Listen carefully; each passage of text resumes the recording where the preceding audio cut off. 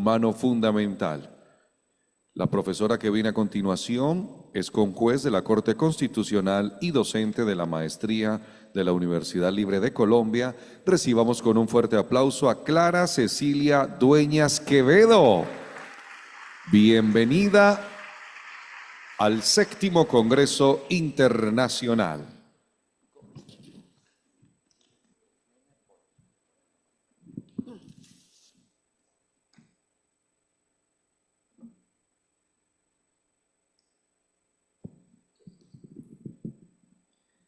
Buenas tardes.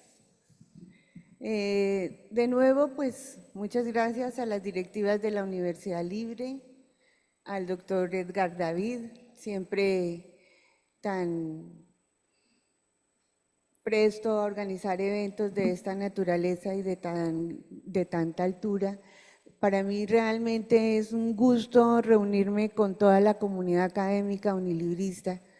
pero también es un gusto inmenso poder compartir con amigos y amigas, colegas nacionales e internacionales aquí presentes. Esta es una oportunidad excelente para encontrarnos todos, de manera que mil agradecimientos. Bueno, hoy, como decía nuestro presentador, quiero hablar un poco del convenio 190 y de su enfoque desde el punto de vista humano. ¿Por qué lo hacemos? Todos sabemos que han ya transcurrido 6 años desde que la Conferencia Internacional del Trabajo aprobó este convenio o expidió este convenio relativo a un mundo del trabajo libre de violencia y acoso, junto con su recomendación número 206. A la fecha, o por lo menos hasta hoy lo revisé, 50 países han ratificado el convenio. De esos, 12 de nuestro continente americano. Están Argentina, Antigua y Barbuda, Bahamas, Barbados, Canadá, Chile, Ecuador, El Salvador, México, Panamá, Perú y Uruguay, que fue el primer país en ratificarlo. Y Colombia avanza hacia ese propósito. Y cuando digo que avanza hacia ese propósito es porque justamente hace un poco más de un mes el Congreso de la República aprobó este convenio 190. Hoy en día se encuentra en control automático de constitucionalidad, el cual, una vez se supere, pues dará lugar a su ratificación y a su posterior entrada en vigor. Ante esa expectativa, digamos que ya se ve muy cercana, no será este año cuando se pronuncie la Corte Constitucional, esto nos llevará más o menos hasta mediados del año entrante, nos dará tiempo como Estado para prepararnos a la implementación de este convenio, tanto en la legislación como en la práctica. Ello derivado de las obligaciones que tenemos como miembro de la OIT, Estado miembro de la OIT, y dos, por las mismas, digamos, obligaciones que derivarían de la ratificación de ese convenio. Ello implica entonces que tanto las autoridades estatales desde sus 3 ramas del poder público como los actores sociales tendremos funciones y competencias compartidas que deben armonizarse para lograr el objetivo que se propone ese convenio, que es justamente el de erradicar la violencia y la cero tolerancia a conductas de esa naturaleza.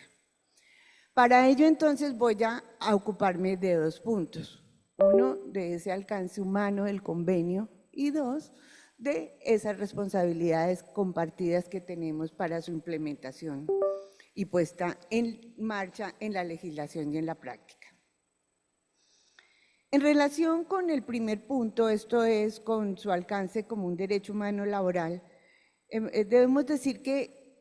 para comprender los derechos humanos laborales tenemos que conocer cuál es su origen.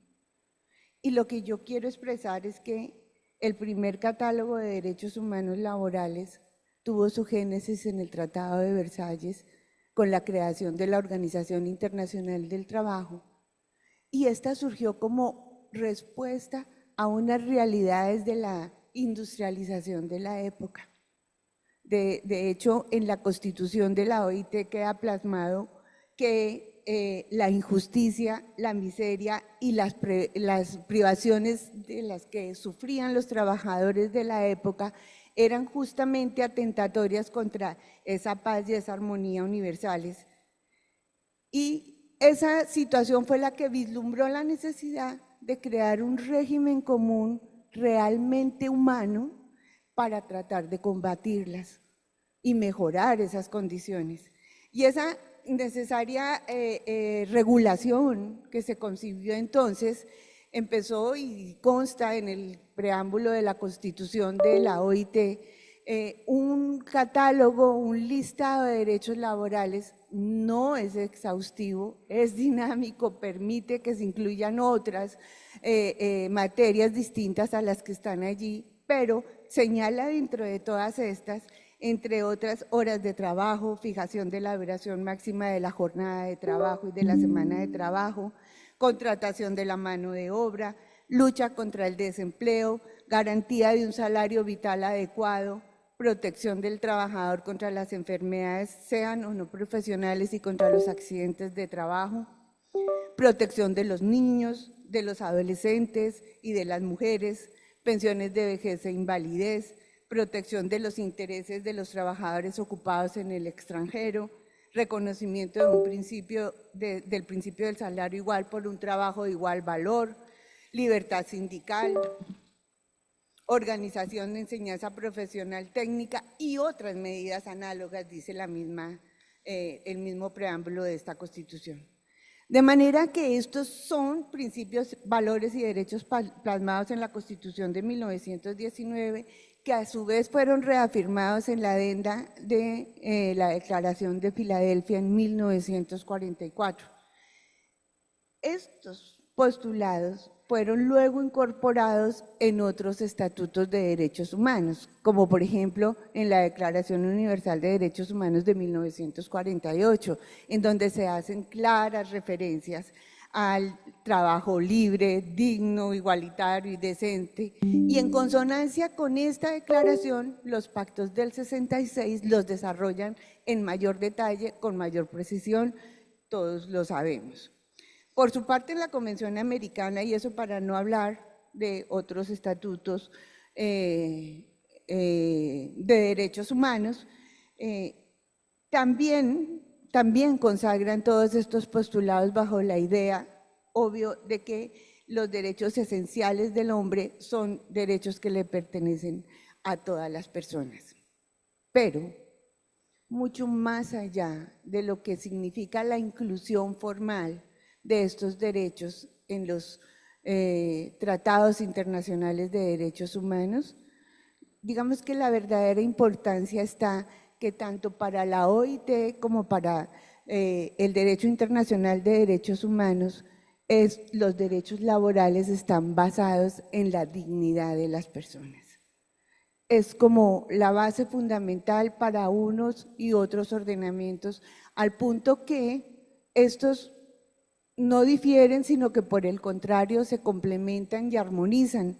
al punto que en un momento dado, si por ejemplo no contamos con la ratificación de un convenio de la OIT, podemos acudir a la Convención Americana de Derechos Humanos o a la Convención Universal de Derechos Humanos o a los pactos del 66, o si estos derechos de carácter humano son muy abstractos o apenas están en proceso de madurez, podemos también acudir a los convenios de la OIT, es decir, se complementan y se reafirman y se refuerzan unos con otros.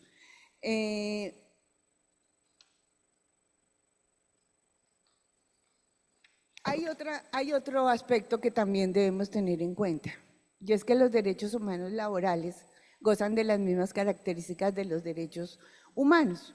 Son universales porque les aplican a todas las personas por igual, a todos los seres humanos por igual. Son indivisibles e interdependientes de otros derechos, como los derechos civiles, económicos y sociales, o los derechos civiles y políticos, de manera que todos deben garantizarse en bloque. Son inalienables en la medida en que no pueden ser desconocidos por las autoridades, y también son irrenunciables en esa misma medida. Y son progresivos porque dinámicamente pueden avanzar, pueden ir mejorando y principalmente no pueden ser desconocidos por las autoridades ni pueden adoptarse interpretaciones que sean regresivas. Todas estas características que nosotros conocemos aplican para los derechos humanos, igual aplican para los derechos humanos laborales. En consecuencia, y es el punto al que quiero llegar, un mundo libre de violencia y acoso es un derecho humano. Y es un derecho que lo debemos entender así, tal y como lo concibieron los mandantes en la OIT en el momento en que fueron a expedir o expidieron y estudiaron y analizaron y discutieron la necesidad de expedir un convenio como el 190. De hecho, ellos recordaron en su momento la Declaración de Filadelfia de 1944, la Declaración Universal de Derechos Humanos, el Pacto Internacional de Derechos Civiles, Económicos y Sociales, el Pacto de Derechos Civiles y Políticos, la Convención Internacional sobre la Eliminación de todas las formas de discriminación racial, la Convención sobre la Eliminación de todas las formas de discriminación contra la mujer, la Convención Internacional sobre la Protección de los Derechos de todos los trabajadores migratorios y de sus familiares, y también la Convención de las Personas con Discapacidad, así como los derechos fundamentales de que trata la Declaración de la OIT de 1998, que, como sabemos, fue adicionada en el año 2022. Estos mandantes afirmaron que esas conductas de acoso y de violencia en el trabajo pueden constituir una violación o un abuso de los derechos humanos. Son una amenaza para la igualdad de oportunidades y cuando se ejercen por razón de género, son desproporcionadas en contra de las mujeres y de las niñas. Son inaceptables e incompatibles con el trabajo decente. Afectan la salud física, psicológica y sexual de las personas, así como su dignidad y su entorno familiar y social. De manera que ese convenio 190, junto con su recomendación, pues tienen un enfoque humano fundamental cimentado justamente en la dignidad de las personas trabajadoras. Y lo hace bajo una dimensión holística.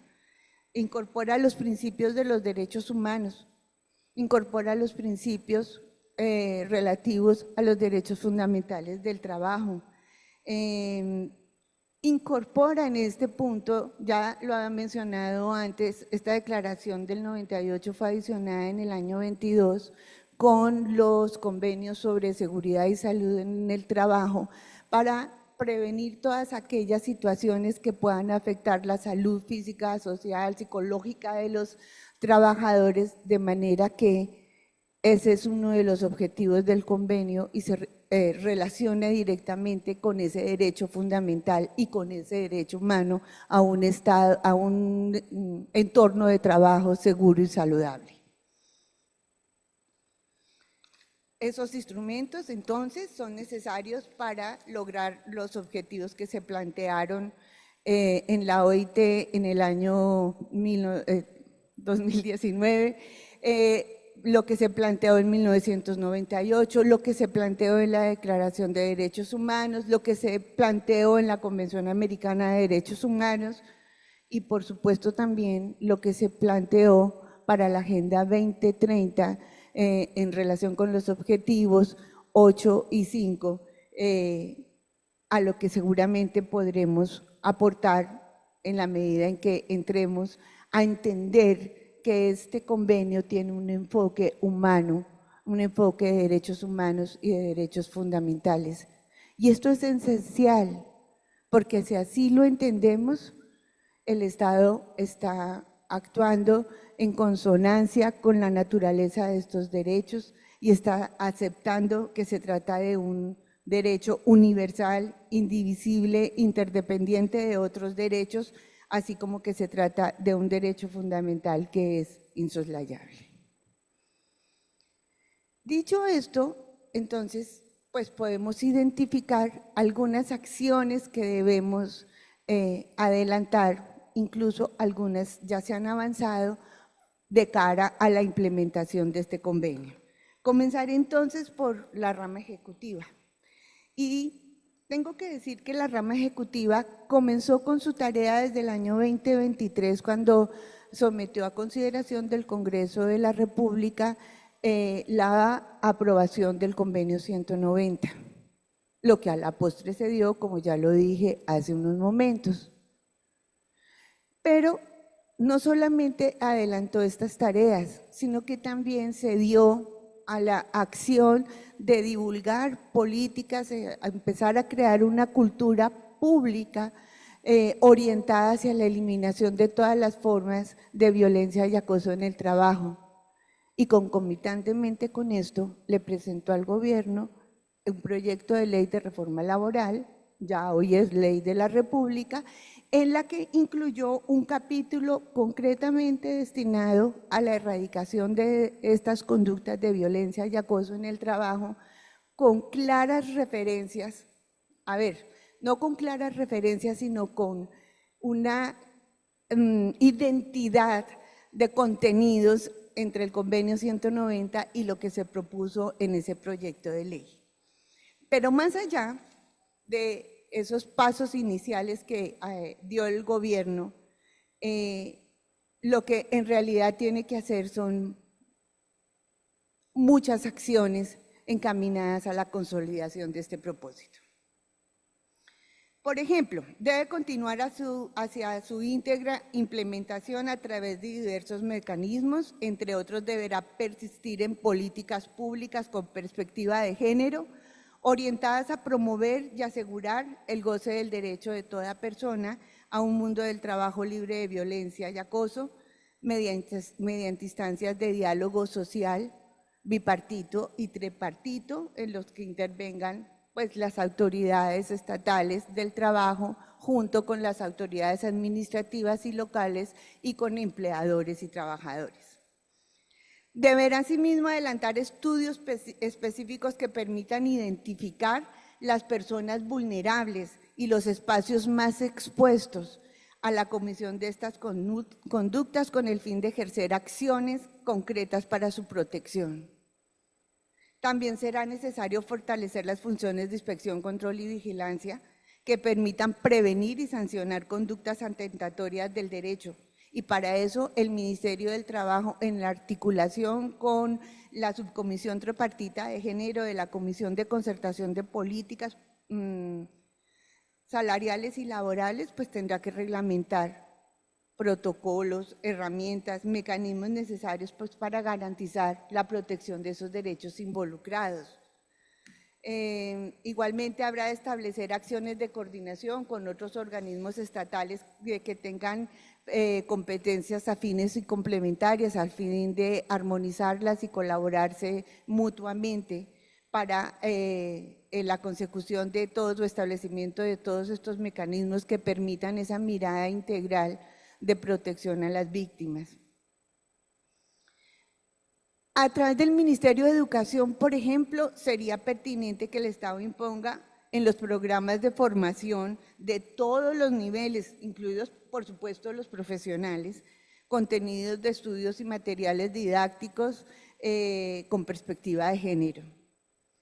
Tendrá que continuar con campañas en los sectores públicos y privados que permitan crear una conciencia social y colectiva de cero tolerancia a las conductas de acoso y violencia y que enseñen a reconocer prácticas discriminatorias, de abusos de poder, culturales y sociales que las fomentan, así como las herramientas necesarias para combatirlas. O sea, no basta con que ya sepamos que pronto en nuestros entornos laborales sufrimos de este tipo de conductas, acosos o violencias, o incluso en las universidades, si no nos enseñan cómo combatirlas. En eso también se tendrá que avanzar. En línea con esa voluntad, y esto sí que me parece fundamental, sería necesario persistir en el trámite que conduzca a la aprobación y a la ratificación sobre los convenios de seguridad y salud en el trabajo. Ahora, si se ratifican o no se ratifican, de todas maneras, el gobierno tendrá que adelantar campañas de entornos de trabajo seguros y saludables junto con las administradoras de riesgos laborales. En cuanto a la rama legislativa, esta rama también ha venido avanzando. Ya lo dijimos hace un momento, con la ley 2528 de agosto pasado, aprobó el convenio 190 y esperamos que después de que supere ese estudio de constitucionalidad en la Corte, sea ratificado y entre en vigor posteriormente. Yo creería que en la Corte Constitucional no habría problemas para su aprobación. Yo creería que la Corte Constitucional encontrará ajustado a la normativa superior este convenio. De hecho, en muchísimas sentencias ha venido haciendo uso del convenio 190 para pronunciarse. Hubo una reciente de marzo del 2025 sobre el particular y dice, reconoce, obvio la Corte, que este convenio no está ratificado, pero que no obstante todo lo que allí está previsto sirve como un marco de orientación para tomar decisiones judiciales y en efecto así ha actuado. Luego creería que se superará satisfactoriamente ese examen de constitucionalidad. Pero paralelamente al tiempo en que el Congreso estaba en el trámite de lo que hoy es la ley que aprobó este convenio, también le dio curso a las discusiones que se adelantaron en el seno por excelencia democrático, que es el Congreso, para discutir los proyectos de ley. Este era de iniciativa gubernamental frente a la reforma laboral. Y la Corte, y el Congreso lo aprobó. Todos sabemos que hoy tenemos una nueva ley de reforma laboral o del nuevo código sustantivo, no del nuevo código sustantivo, sino de modificación del código sustantivo en varios de sus artículos. Y en este punto concretamente, la ley comenzó por establecer como finalidad y principio del Código Sustantivo del Trabajo un entorno laboral justo, equitativo y sostenible en las relaciones de trabajo, basado en el diálogo social, la responsabilidad empresarial, la igualdad de género y la erradicación de toda forma de discriminación o violencia en el lugar del trabajo, con el objetivo de promover la paz laboral y el bienestar integral de todos los actores. En armonía con eso, entre otros principios del derecho laboral, consagró igualdad de oportunidades, garantía de la seguridad social, que por supuesto implica un entorno de trabajo seguro y saludable, libre de violencia y acoso, y la protección especial de sectores de trabajadores que históricamente han sido discriminados. Asimismo, en el título destinado a las relaciones individuales del trabajo, incluyó un capítulo completo en donde, como les explicaba antes, tomó todas las premisas del convenio o muchas de las premisas del convenio 190 e introdujo un capítulo especial para implementar medidas tendientes a, comillas, eliminar la violencia, el acoso y la discriminación en el mundo del trabajo. En ese contexto, miren ustedes, le impuso límites a las facultades subordinantes del empleador y a él le prohibió, en concordancia, lo dice textualmente, con los tratados de derechos humanos ratificados por el Estado colombiano, ejercer esas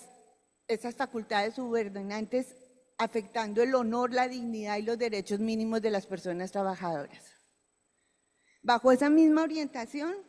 adujo que su poder subordinante no puede constituirse en un factor de discriminación basado en el sexo, la identidad de género, la orientación sexual,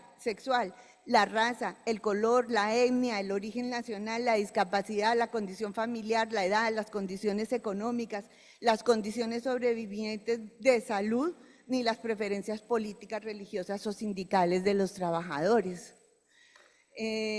También estableció otros aspectos, como que prohibió discriminar o promover prácticas discriminatorias hacia las mujeres o a las personas con identidades de género diverso, a víctimas de la violencia de género, prohibió, entre otras conductas, el racismo, la xenofobia, la exigencia de actividades laborales que puedan poner en riesgo la salud de la mujer gestante o el normal desarrollo del feto, el despido o la renuncia presionada por razones de carácter religioso, político, racial o étnico o por razón de enfermedad o afectaciones a la salud mental. Estipuló la protección y garantía del trabajo y violencias, libre de violencias y de acoso, cualquiera que sea la situación contractual del sujeto pasivo. Incluyó en ese sentido a los trabajadores informales, a los de la economía popular, a las personas en formación, incluidos los pasantes y los aprendices, a las personas voluntarias, a quienes buscan empleos o son postulantes de un empleo, a las personas despedidas, a quienes ejercen autoridades y funciones de responsabilidad de un empleador. Amplió el espectro de los sujetos activos,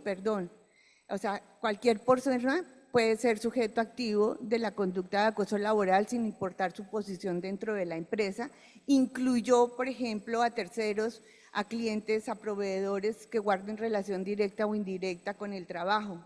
Definió exactamente en los mismos términos qué es una conducta de acoso laboral, en los mismos términos del convenio 190. Precisó que estas conductas pueden tener lugar en los espacios públicos, en los privados, en los domésticos, en los de trabajo, en todos los espacios. Con el propósito de garantizar estas acciones también previó acciones de prevención, atención, reparación y no repetición de conductas de acoso y violencia y en esta medida ordenó armonizar esta nueva ley del Código Sustantivo del Trabajo con la Ley 1010 del 2006, que todos la conocemos, con la Ley 1257 del 2008, que penalizó las conductas de acoso sexual, con la Ley 2365 del 24, muy reciente esta, proferida para proteger también a las víctimas de acoso sexual, tanto en los entornos laborales como de educación superior. Le reiteró al Ministerio la obligación que tiene de ejercer sus funciones de control y vigilancia para evitar este tipo de conductas. En fin, lo que esta ley retomó muchos de los aspectos y de las premisas que consagra el convenio 190. Sin embargo, esas dos acciones contundentes del legislador en relación con la aprobación del convenio y en relación con incluir en la reforma laboral muchas de estas premisas, no significa que allí quedaron agotadas sus responsabilidades. ¿Su reto en qué consistirá entonces? Tendrá que revisar si toda la normativa existente sobre la materia es suficiente, tiene esa concepción holística y humana del convenio 190, si por el contrario existen vacíos o existen oscuridades que deban aclararse o que deban suplirse y en esa medida pues cumplir con ese compromiso internacional bajo los estándares de la norma superior, de la norma internacional. Me parece también muy importante que el legislador debe tener en cuenta que es necesario fortalecer las capacidades de inspección, control y vigilancia a cargo de las entidades administrativas ocupadas de vigilar y de proteger a las víctimas de estas conductas, porque nada saca el legislador con imponerle obligaciones a otras autoridades si no las dota de herramientas suficientes que les permita atenderlas, enfrentarlas y prevenirlas. Para la judicatura, ¿qué hay? La judicatura tiene que continuar con su labor de capacitación a sus jueces y magistrados para que entiendan en el momento en que tengan que aplicar o interpretar este convenio 190. Voy a acabar en 3 minutos, no en 1, pero acabo en 3. Tendrá que proporcionarle a sus jueces y magistrados esta capacidad de entender el convenio, de saberlo aplicar, de continuar en esa campaña que ha venido haciendo de formar a sus jueces para que dicten sentencias o providencias con enfoque de género. incluso para que en un momento dado que encuentren una tensión entre una norma nacional y una norma internacional o el convenio 190, pues le dé prevalencia a el sentir o el verdadero objetivo de lo que se propone con una normativa de esta naturaleza. A los actores sociales les corresponderá contribuir en esa implementación de la política pública frente a la eliminación de esas conductas de acoso y de violencia, y lo tendrán que hacer al interior de sus empresas, y deberán estipular códigos de ética o cualquier otro instrumento, incluidas las convenciones colectivas de trabajo. Y aquí se presenta un gran reto, y es que en las mesas de negociación colectiva se permita la participación de mujeres y de personas LGTBIQ+, que son usualmente discriminadas de estas mesas de negociación cuando son personas que realmente son más vulnerables frente a estas conductas de acoso y de violencia. Y bien podría permitírseles intervenir en estos procesos de negociación para que puedan transmitir, digamos, cuáles son sus necesidades. En últimas, y para no extenderme más por aquello del tiempo, yo simplemente quiero concluir diciendo que el establecimiento de una cultura social sólida y coherente basada en la necesidad de erradicar la violencia y el acoso en el mundo del trabajo y propiciar un nivel de cero tolerancia solo será posible si la política pública, los ordenamientos jurídicos nacionales y las decisiones de los jueces se avienen a los postulados internacionales. Y de otra parte, si la complementación de la normativa que se requiera al efecto es fruto del diálogo social tripartito, en el que el Estado junto con los empresarios y los trabajadores puedan ellos transmitir cuáles son sus verdaderas necesidades, realidades y perspectivas. Todo esto nos ayudará a crear un mundo mejor, libre de violencia y acoso. Gracias.